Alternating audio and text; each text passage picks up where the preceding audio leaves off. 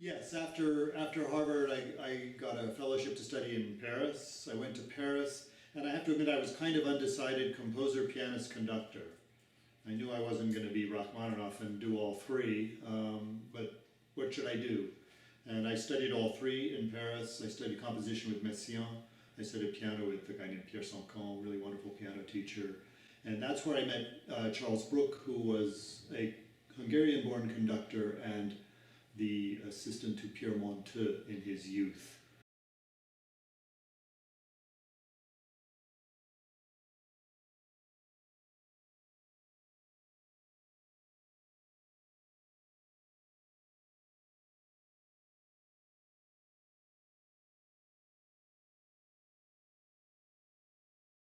Charles Bruck gave me a really comprehensive conductorial education, both that year in France, and then he taught every summer in the state of Maine, where Pierre Monteux himself had a summer home where his wife was from, kind of a famous conducting summer school called the Pierre Monteux School. And Charles Bruck was in charge of it at the time. I went there 3 or 4 summers, and he was a very tough old Eastern European maestro.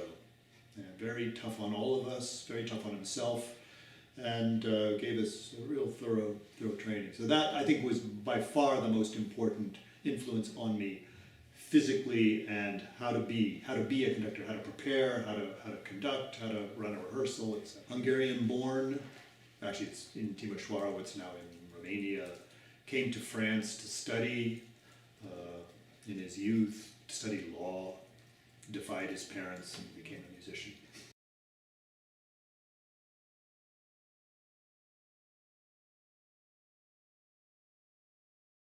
And then I did enroll in graduate school. I went to Peabody, where I studied again with Leon Fleisher, who had been such an influence on me when I was in high school. So I kind of completed that circle. Those were my last year studying the piano.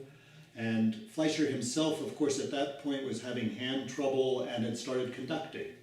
And so he became a mentor to me as a conductor. He was conducting a kind of semi-professional orchestra in Annapolis, Maryland, and needed an assistant. So I started working for him as a conductor as well as studying piano with him.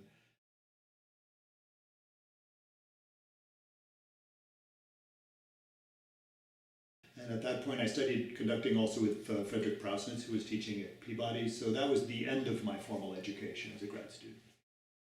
Well, my first professional job was the assistant to Rostropovich in Washington, where I was for 6 years. Learned a tremendous amount from him, especially Russian repertoire and a kind of all-encompassing passion for being a musician and being a performer, a kind of life lesson in how almost obsessive he was, all-consuming as a musician. He played cello virtually to the end of his life.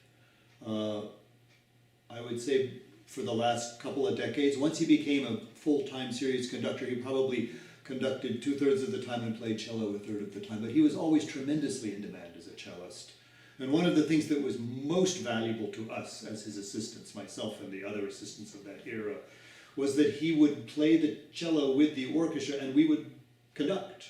So we learned the entire cello repertoire. He soloed with his own orchestra almost every year, sometimes repeatedly, and at his birthday celebrations when he turned 60, he did these mammoth concerts, series of concerts where he did like 9 concertos in 4 nights.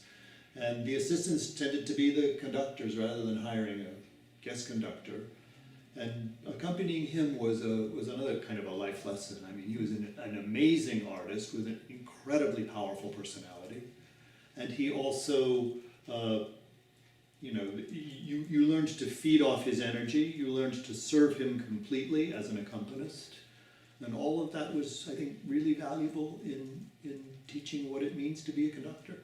And then my first job where I was the music director of an orchestra was in Northeastern Pennsylvania, Wilkes-Barre and Scranton, where there was quite a good community/professional orchestra with members of the community as well as freelancers from New York and Philadelphia. And we did serious concerts and had a great time. It was a really great way to learn. Yeah, then I was the music director of the New Jersey Symphony for quite a few years, close to a decade, I think. And then I went to the St. Paul Chamber Orchestra in Minnesota for a decade. And then I got the opportunity to start conducting in Europe, and I was asked to be the chief conductor of the Frankfurt Radio Orchestra. And I did that from '97 to 2006. And that was a really important, tremendous experience conducting in Europe and being a chief conductor in Germany. It's a different, music has a more central place in the culture. If you walk down the street carrying a violin, no one says, "What's your day job?" You are a violinist, and that is a respected and important profession. And the radio orchestras have a wonderful tradition in Germany. Because they're radio orchestras, that means that they play a lot of repertoire, and they try not to repeat repertoire, because as every program planner on a radio station knows, you can't just be playing the same pieces over and over again. So there was a tremendous appetite for repertoire, and there was real rehearsal time. An entire week was spent 4 days, 6 hours a day preparing programs.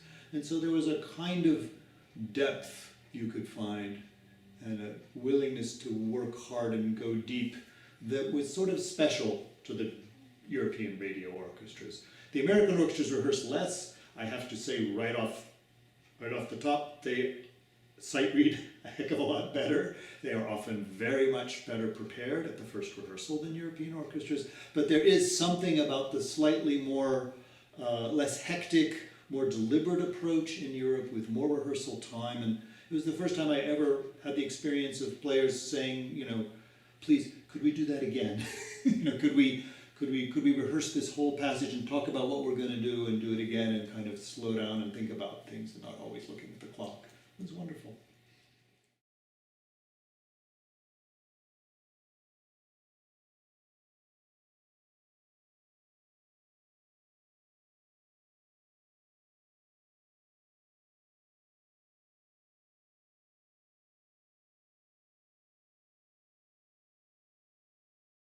There have, but the German economy's had its ups and downs over the years. When I was there, it had a down period for a while, and then it came back, and as these orchestras are basically government employees, their fortunes rise and fall with the economy of the country, probably even more than the nonprofits here in the States.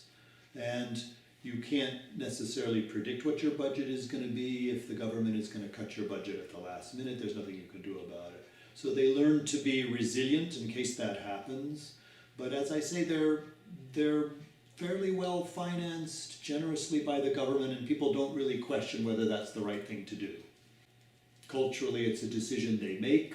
They support their museums, their universities, their art institutions at the federal and at the state level. My orchestra, the radio orchestras, were funded at the state level, and that's why it's called the Hessische Rundfunk, which is a kind of odd name. Hesse is the state in which Frankfurt is located.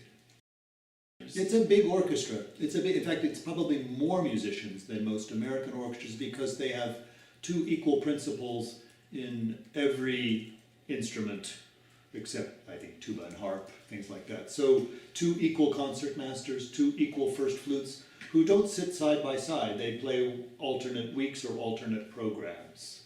So in that sense, they probably have more players under contract than the average American orchestra.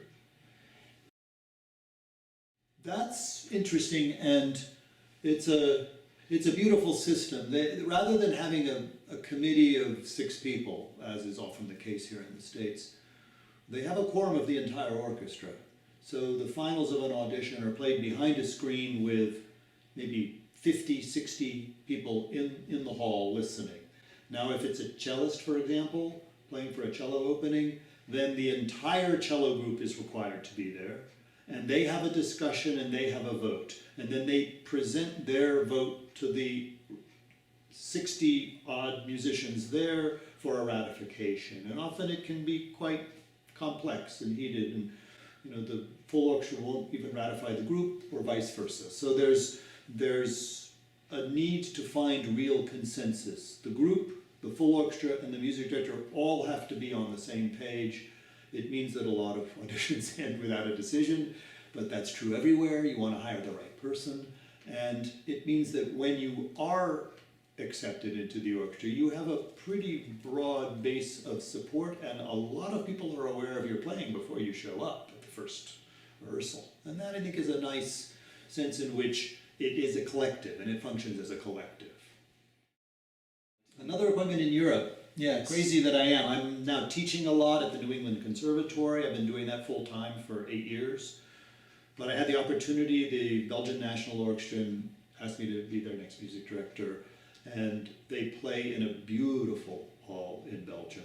And they have a wonderful tradition as a kind of a French orchestra, but not a French orchestra because it's a multicultural country with Flemish speakers and French speakers kind of in equal part.